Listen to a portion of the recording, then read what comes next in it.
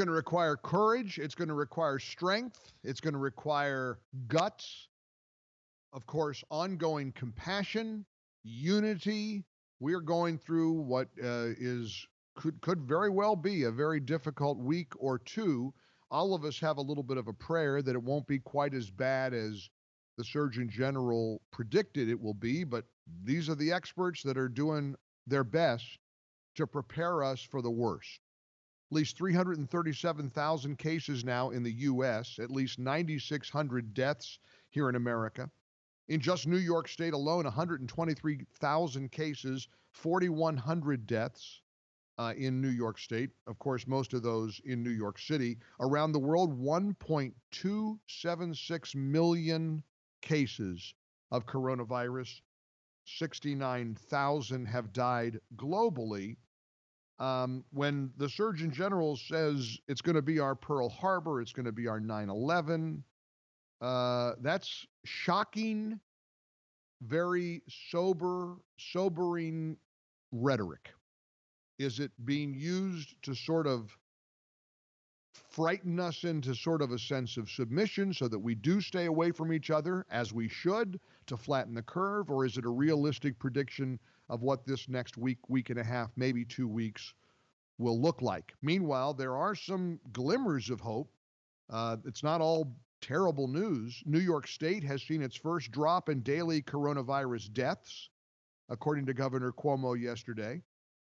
Cuomo said New York also experienced a drop in intensive care admissions, and he said the hospital discharge rate is way up, which is very, very good news.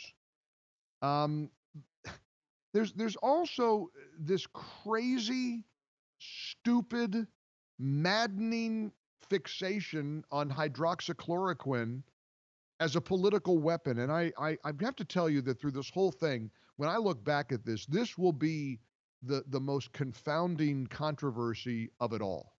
The whole thing is, I'll never understand the debate about a drug that, I don't know, may not work for everybody, but I do know it has worked for many. And here was another account out in Los Angeles. We keep seeing these stories pop up where people are swearing by hydroxychloroquine and zinc, or hydroxychloroquine and a Z-Pack. The president has said, hey, maybe this will work. I don't know. I hope it does. You do hope it works, right? You do. You would love to see a lot of people saved by this drug, right? And if you'll remember, if you've been listening to my show, I took you back weeks ago with people I knew who were hospitalized with COVID-19 in New York City, and they were getting the so-called anti-malaria drug, and they were having spectacular results. In fact, 2 people in the same company, one guy was in ICU, double pneumonia, got hydroxychloroquine in a Z-Pack. The next day, he felt like he was almost not even sick anymore. A coworker got it a week later. He was sick as a dog. He was text messaging, I don't think I'm going to make it. They're giving me this hydroxychloroquine and a Z-Pack. And the first guy told him, and I know this for a fact, this is firsthand. The first guy told him, just you wait. Just you wait. Wait till you see what it does for you. Lo and behold, both of them out of the hospital, home safely, and recovered completely from COVID-19. Here's a story out of Los Angeles.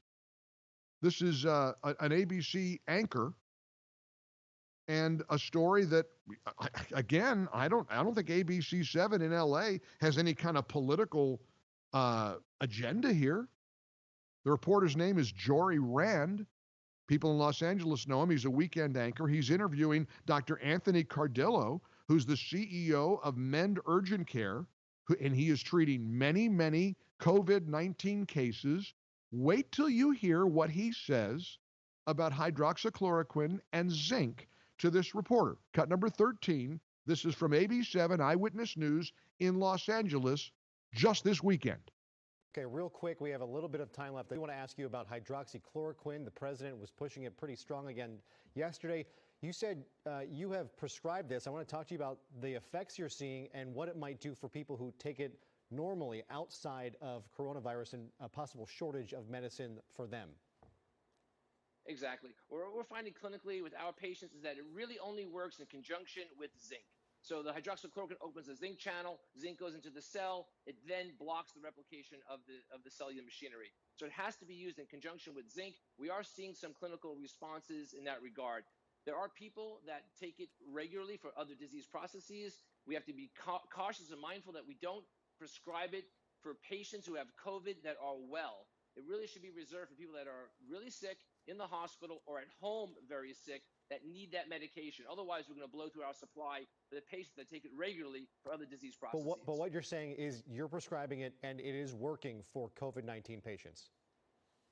Every patient I've prescribed it to has been very, very ill, and within 8 to 12 hours, they were basically symptom-free. And so clinically, I am seeing a resolution that mirrors what we saw in the French study and some of the other studies worldwide. But what Did I you am hear that? seeing is that people are Did you hear taking it that? alone Every by patient itself. he's It's not having treating, efficacy. just play that. Can you guys play that last part, please? Because that is stunning. And it reflects what the guy in upstate New York has been doing. He's been discredited by the Trump haters. It mirrors what the French study was all about. That's been discredited by the Trump haters. The Trump haters don't want this to work. You got to let that sink in. You got to let that just comprehend how evil that is. How's that political? What is this doctor on ABC7 in Los Angeles?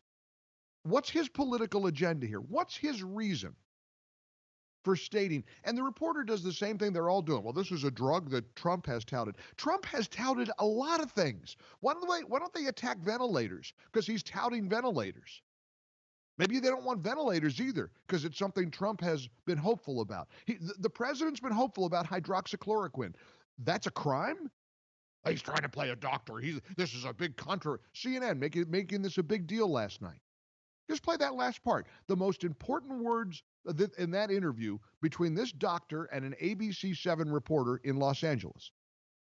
Been very, very ill, and within 8 to 12 hours, they were basically symptom-free. And so every patient he has treated that he gave hydroxychloroquine to and zinc within 8 to 12 hours, symptom-free. Listen to CNN. Cut number 8, another press briefing yesterday by the task force, CNN's Jeremy Diamond. And the CNN folks are the ones, you know the cast of characters, Acosta and all the rest of them. They're the ones who are trying to hammer President Trump every single time. Here's cut number 8. This reporter trying to get Dr. Fauci to talk about hydroxychloroquine again. And would you also weigh in on this issue of hydroxychloroquine? What do you think about this, and what is the medical evidence? That question? Yeah. Well, Maybe 15, the doctor. 15 times. You don't have to ask. He's your medical expert, correct? He's answered that question 15 times. Dr. Fauci, why are you not? I mean, Fauci apparently is reticent. I don't know why he's reticent. I guess he wants long-term clinical studies. Okay. You've got a whole team of doctors, story after story. My old boss, John McConnell, Vero Beach, Florida. I saw an article last week. I'm going to talk to John later today. He's recovering nicely. Same thing. He was sick as a dog. He actually got his will prepared. He was saying his goodbyes, preparing to say his goodbyes to his beautiful family. He was a former ABC radio executive who moved from New York to Florida. He's now a talent agent for radio and TV personalities, I guess. I haven't talked to John in years. Big article about him in the local paper in Florida. How his doctor, he was at the Cleveland Clinic. The Cleveland Clinic. The doctor said, well, I think we got to give you the hydroxychloroquine. John said, hey, whatever my doctor says, that's what he's the doctor. John apparently had an incredible recovery as a result of hydroxychloroquine. And I don't think he'd mind me sharing this with you. John, not exactly, a far-right Republican. John doesn't have a political agenda. He wants to stay alive. He does incredible work. He does God's work. He works with the Christopher Reeve Foundation. And after he had an accident years ago on his bike, he's an athletic guy. He's a world-class tennis player. And apparently, he said the doctor wanted hydroxychloroquine for him. And it works. But listen to Jeremy Diamond, cut number 8. This is what they're all hung up on. Because the president is hopeful about just like we all should be, that maybe this thing is working. Here's cut number 8. This CNN guy from the Jeremy Diamond, this guy from CNN. And would you also weigh in on this issue of hydroxychloroquine? What do you think about this, and what is the medical evidence? That question? Yeah. That's the same cut, guys. I'm sorry. Cut 9 is the new one. Cut 9, please. Now, Fauci, of course, has been on the record talking about this drug and saying that there is not yet conclusive proof that this drug is effective in the treatment of coronavirus. But I think it's especially notable when you see the president there acknowledging earlier in the day that he is not a doctor as he doles out this advice about this hydroxychloroquine drug. And then when you actually see a doctor at the podium, the top government expert on infectious diseases, it's notable that the president won't let him speak. Gotcha, Trump. Gotcha. We gotcha. Now, who cares all these stories about people recovering with no symptoms and making miraculous recoveries after getting? We got you, Trump. Because you think this drug is going to work. It's snake oil. It's crazy talk. This whatever. Who cares? My Lord. I mean, honest to goodness, this is stunning to me.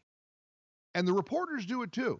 Make no mistake about it. Every time they talk about the success of hydroxychloroquine, they always keep saying, Trump, this is the drug that Trump has touted.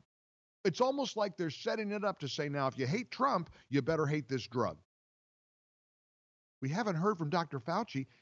We haven't heard from him. He's on every hour of every day giving answers. And yes, he has expressed reservations. But I remind you about Dr. Fauci. He's not infallible. None of them are. They've all made mistakes. I mean, how about Dr. Fauci and what he said on January 21st about COVID-19? I don't say this to discredit Dr. Fauci. I really don't. I don't like all the conspiracy stuff. I don't really care. He liked Hillary or something. There's a lot of that deep state. I'm cynical about a lot of stuff. Right now, I'm trying to suspend my cynicism and lift Americans up, and let's get through this, and let's get people well, and let's get people healing. Let's get this virus over with, and let's get the country back open again. But you want to make Fauci the be-all, end-all wizard of all things coronavirus. Brit Hume retweeted something, an interview that was just a few weeks ago, essentially, January 21st. Here's Dr. Fauci on Newsmax TV.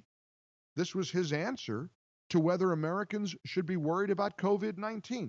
Again, I remind you, this was January 21st, this past January 21st. Here's Dr. Fauci on Newsmax. Bottom line, we don't have to worry about this one, right? Well, obviously you need to take it seriously and do the kinds of things that the CDC and the Department of Homeland Security are doing. But this is not a major threat for the people in the United States, and this is not something that the citizens of the United States right now should be worried about. Now, it's a funny thing. I don't hear a whole lot of hate being directed his way because on January 21st, he's telling a TV interviewer, Greg Kelly, this is not something the American people need to worry about. It's not a major threat to us. That was January 21st.